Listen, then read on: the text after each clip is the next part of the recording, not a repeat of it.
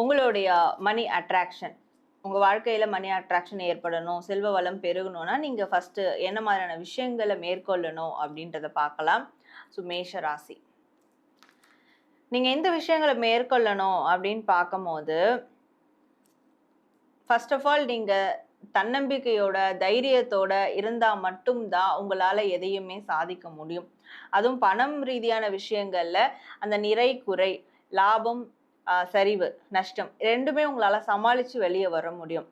அதனால உங்களை சுத்தி இருக்கிறவங்க, உங்க நல்லா புரிஞ்சவங்க உங்களை டவுன் பண்ண நினைச்சா ஃபர்ஸ்ட் உங்களுடைய அந்த நம்பிக்கையை தான் வந்து முறியடிக்க பார்ப்பாங்க. உங்க மேலேயே நீங்க வச்சிருக்க நம்பிக்கை, செல்ஃப் மோட்டிவேஷன், ஒரு தைரியமான ஒரு உணர்வு, சுதந்திரமான தன்மை, இதை தான் உடைக்க பார்ப்பாங்க. இதெல்லாம் இருந்துட்டா உங்களால வந்து நீங்க எந்த அளவுக்கு பணத்தை சம்பாதிக்கணும்னு நினைக்கிறீங்களோ, உங்களுக்கு ஃபினான்ஷியல் அந்த டெவலப்மெண்ட் எந்த அளவுக்கு உங்க எய்ம் இருக்கோ அதை உங்களால ரீச் பண்ண முடியும்.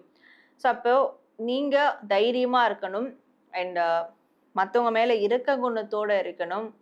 ஸோ எல்லாத்துக்குமே வந்து ஒரு ப்ரிப்பரேஷனோட இருக்கணும். எல்லாத்துக்குமே ஒரு ஆர்கனைஸ்டா இருக்கணும். இந்த மாதிரியான உங்களுடைய ஆக்டிவிட்டிஸ் இது கண்டிப்பா உங்களுக்கு ஒரு மிகப்பெரிய செல்வ வளத்தை கொடுக்கும். அண்ட் பேலன்ஸ் பண்ண பார்க்கணும்.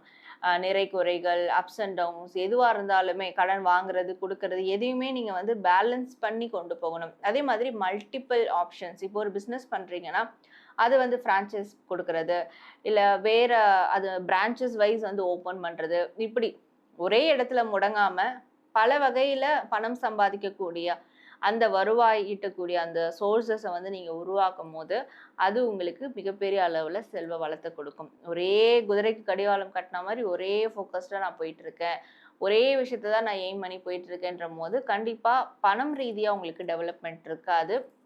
அந்த துறையில வேணா உங்களுக்கு ஒரு டெவலப்மெண்ட் இருக்குமே தவிர, உங்களுக்கு ஒரு அங்கீகாரம் கிடைக்குமே தவிர பணம் ரீதியான டெவலப்மெண்ட் இருக்காது.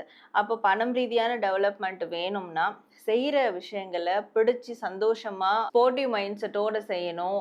சில பேர்லாம் விளையாடிக்கிட்டே விளையாட்டுத்தனமா அப்படியே செய்வாங்க, ரொம்ப கஷ்டமா எடுத்து பண்ண மாட்டாங்க அவங்களுடைய ஒர்க்கை. அப்படி நீங்க பண்ணும் போது மட்டும்தான் உங்களுக்கு அதன் மூலியமா பணம் ரீதியான பெனிஃபிட்ஸ் கண்டிப்பா வந்து கிடைக்கும்.